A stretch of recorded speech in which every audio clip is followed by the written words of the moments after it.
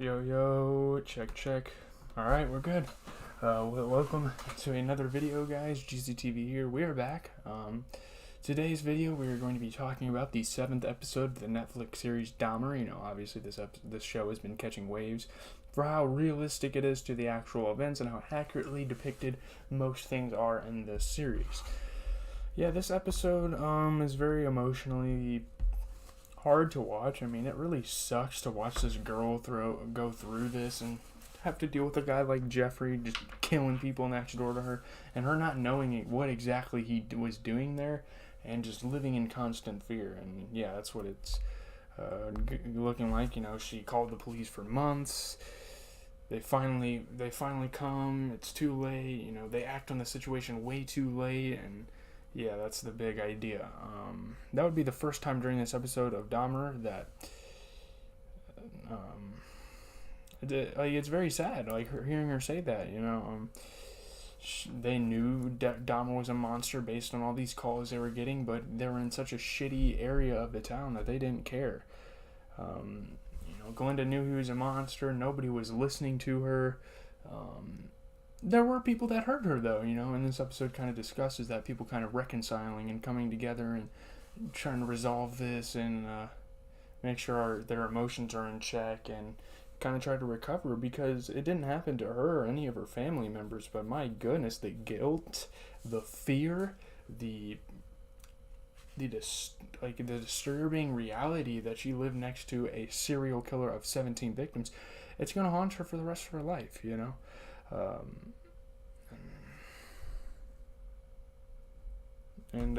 At the end of the episode, the first and last bits of the episode were probably the saddest things. But there were times in between and times afterwards, times after the episode ended, and it just kind of leaves you like with what you just seen, like to interpret it, to feel some type of way. Yeah. Once again, directed by Jennifer Lynch from a script by co-creator Ian Brennan, Janet Mock, and David McMillan. This installment, titled Cassandra, after the prophetic figure from Greek mythology doomed to see the future without anyone ever listening to her about it, is the most emotionally taxing thing that's probably been on television all year. In terms of the visceral reaction they get out of it, it's one of the most emotionally taxing things, ever seen on television, and this show is so disturbing. I don't think I've seen much TV shows get more disturbing than this, right? I sound like a broken record, but this is a very emotional series, and it's something that you can't watch with a straight face. You can't just sit there, take it in, and not have a reaction or not feel some type of way about what's happening. And if you don't, you're just not a human, you know. The previous episode was a very melancholy, masterful episode in the show. I mean, it's the truth. I mean, when I come on here and I praise this show, not because of the killer itself, but just how accurately depicted and what emotions you get out of it. I'm being serious. I'm not even just exaggerating. Just when it seems Dahmer can't top its microscopic examination of just how fucking miserable and sad the entire story of the killer and his victims was, it does so again and again, and it just comes right back with another episode and just punches you right in the gut. I mean, my goodness, this show is... wow. I don't know how they did it. I don't know how they made it so accurate bit by bit, you know, taking behind the scenes from his killings, and it's crazy. The credit belongs almost entirely to Niecy Nash for this episode, who returns to prominence as Dahmer's neighbor Glenda, which I don't think she was actually living in the apartments at the time. I don't think the show gets that wrong, but the neighbor to Jeffrey Dahmer definitely had these feelings. Definitely was a national figure for a while, you know. Used as a composite of several of Dahmer's real-life neighbors, she is the Cassandra figure of the episode's title, and the hour chronicles her long struggle to get anybody to listen to her when she says that something bad is happening in the apartment next door. And it's not like she's just saying things. It's not like the boy cried wolf. She's actually hearing stuff coming from his apartment. People screaming, metal clanging against the ground, electric saws, power tools. I mean, it's so disturbing. Beer cans cracking open, and, you know, him pouring fucking shit in, you know.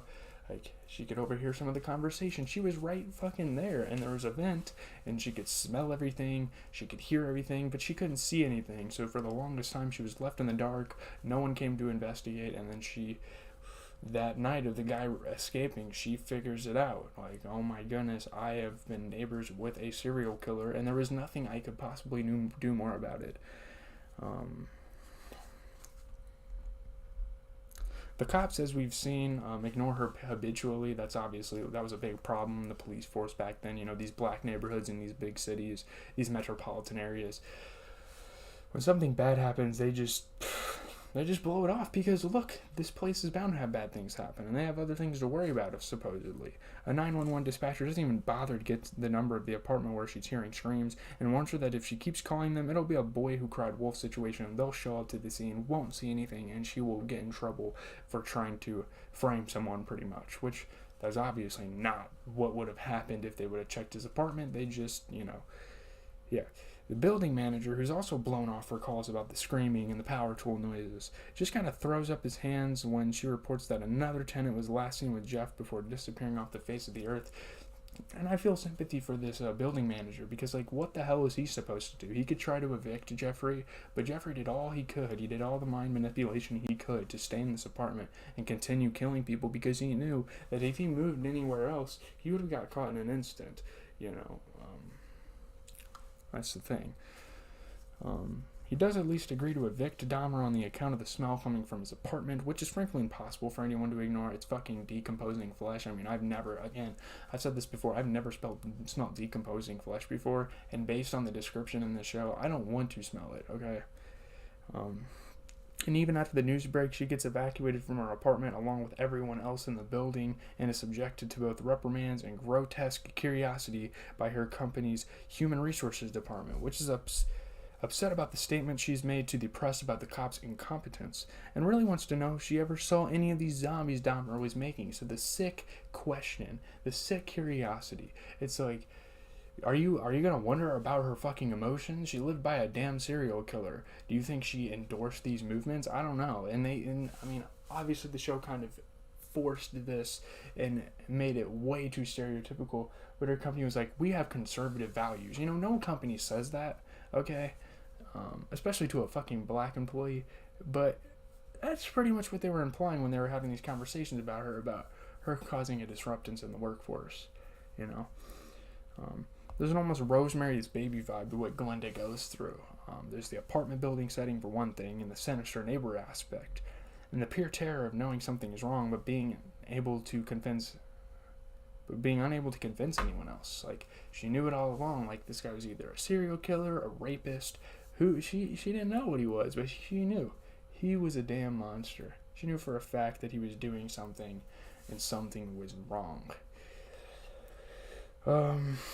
But there's an element of some of the great grim slasher movies too, a Texas Chainsaw Massacre tone that emerges from the sound of the saws and drills, the sight of Jeff lugging garbage bags to the dumpster at all hours, the stench which you can all but smell through your screen. Like, you can imagine what that smells like. I mean, you can't fully comprehend what that smells like, but you can definitely imagine what that smells like. Like, my goodness.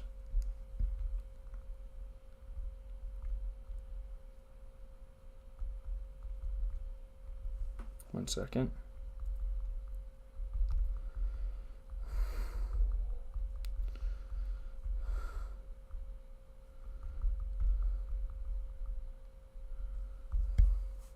Okay. And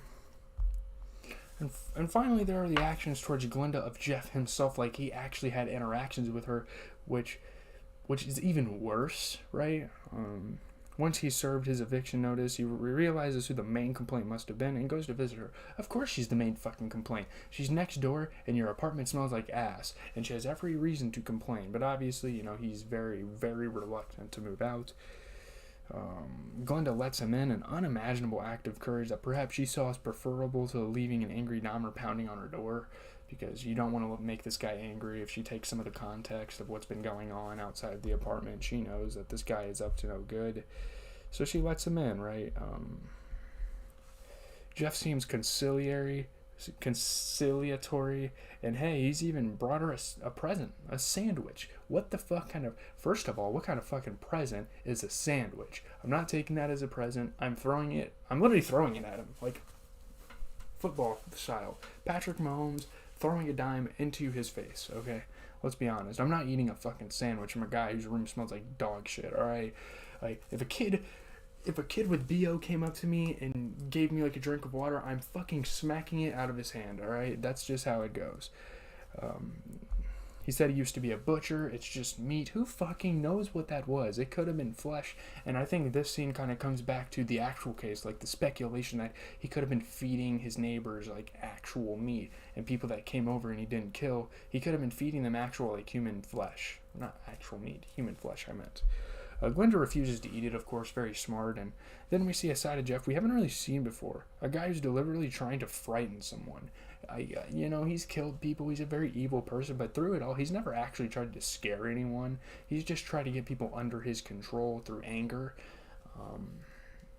and force sometimes, but he hasn't tried to scare anyone. He hasn't, like, played any games on people and, like, scared them.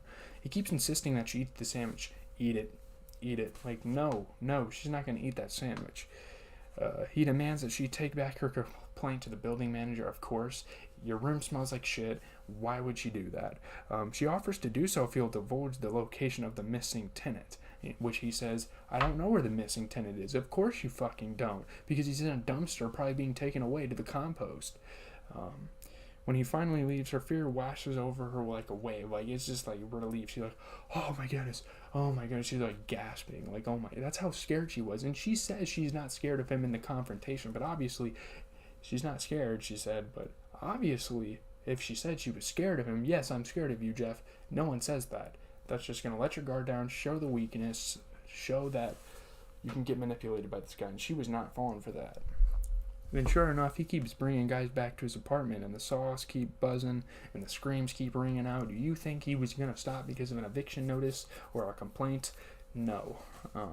The sounds and the smells nearly make Glinda throw up, of course. It's fucking gross. And it's very disturbing to know that you hear a guy screaming and then a fucking saw whirring. Like, it's not even, that's the last we see of her misadventures before the episode's gutting and graceful final scene, which we cut away from for these flashbacks. It involves, much to Glinda's surprise and awe, Reverend Jesse Jackson, who's come to Milwaukee because of the civil rights implications of the murders and the police department's atrocious handling of them, obviously, like the police negligence, the police brutality, all these things. The police chief and mayor aren't callous about it, but they're also almost completely useless, which is almost worse, right? It's he who finally listens to Glinda when she speaks, a gift beyond price, though of course it came to her too late.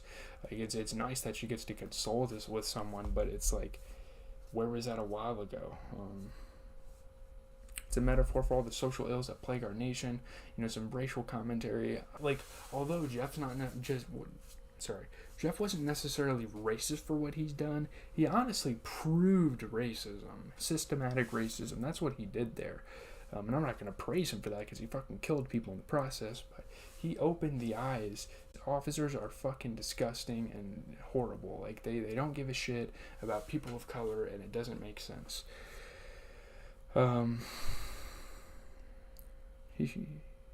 Bad policing, underserved communities, the low value we assign our young black and brown men, especially if they happen to be gay.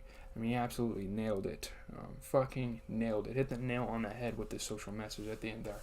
I don't really have much to say about this episode. I kind of got to get moving here because I'm going to be doing a Walking Dead episode review and a Madden video as well. So stay tuned for those. Leave a like, comment, subscribe. GZTV reviewing the best TV shows out there. I mean, this show is